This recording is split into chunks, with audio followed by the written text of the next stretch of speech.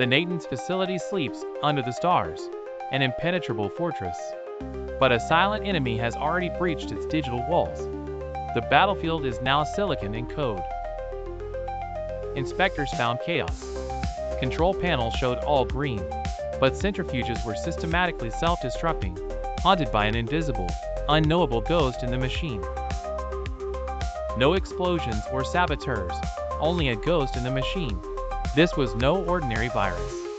It was a digital ghost, code so sophisticated it could translate binary commands into physical destruction, blowing up real-world machinery.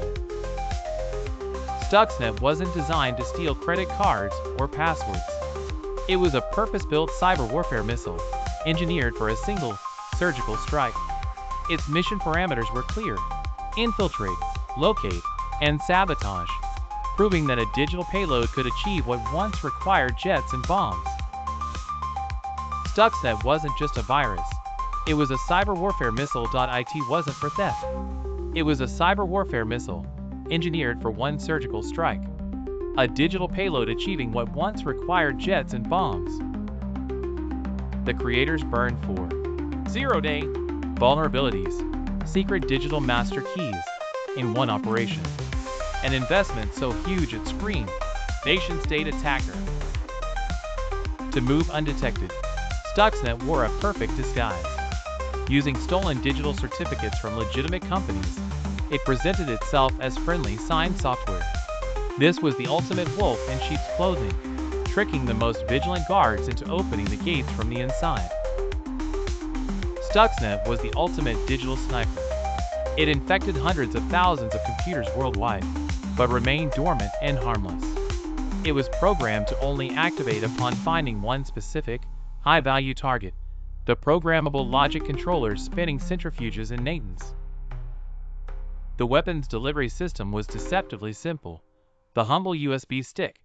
Carried by an unwitting insider or contractor, the worm jumped the air gap, designed to protect the facility, proving that the most secure networks are vulnerable to the simplest human factors. The art of deception.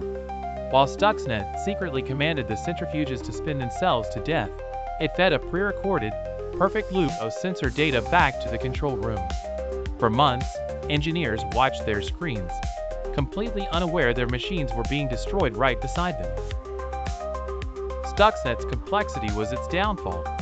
It escaped Natanz and was discovered in Indonesia, allowing analysts to unravel history's most complex cyber weapon. The digital forensics told a story. Code clues like Murtis and 1979 timers pointed to a joint US-Israel operation. Olympic Games. A covert strike without firing a single shot. Stuxnet didn't just sabotage centrifuges, it opened Pandora's box. It proved the concept of cyber-physical attacks, providing a blueprint that hostile nations and criminals have since used to target power grids, water systems, and hospitals across the globe. The attacks that followed, the blackouts in Ukraine, the near catastrophe at a Saudi petrochemical plant, are all direct descendants of Stuxnet. It set a dangerous and enduring precedent, teaching the world that critical infrastructure is now a legitimate and vulnerable target in cyber conflict. The genie could not be put back in the bottle.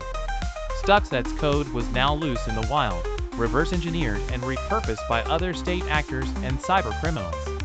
The weapon built for a specific target had become a global threat, its DNA living on in new, more dangerous forms. The ultimate lesson of Stuxnet is that the line between our digital and physical worlds has been permanently erased.